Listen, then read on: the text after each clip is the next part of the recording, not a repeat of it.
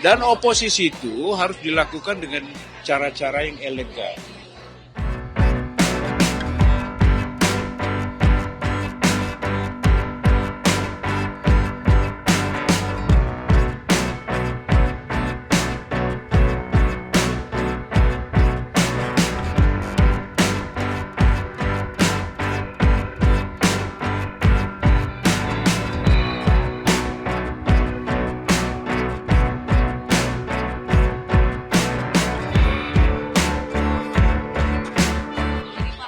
Prabowo belakangan tuh bilang bahwa yang di luar pemerintahan beliau ini diminta untuk jangan mengganggu.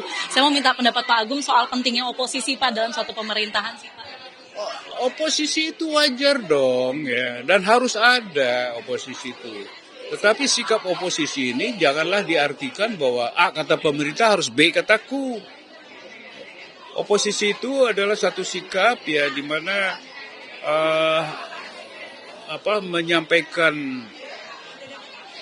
menyampaikan gagasan-gagasannya justru untuk mempengaruhi supaya lebih baik gitu.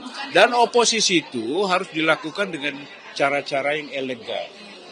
Caranya menyampaikan oposisi itu ikut aturan, ikut etika, ikut norma. Oposisi jangan dilandasi oleh backman kita yang benci kepada pemerintah. Oposisi jangan dilandasi oleh backman kita benci kepada presiden. Kalau di backman kita sudah benci kepada presiden, maka semua apa yang dibuat presiden salah. Tidak ada benarnya. Itu tidak bijak. Dan itu tidak dewasa. Ya. Terima kasih Pak Agung. Kira-kira begitu.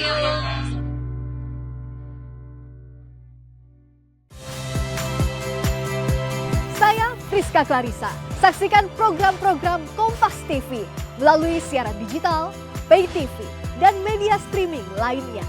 Kompas TV, independen, terpercaya.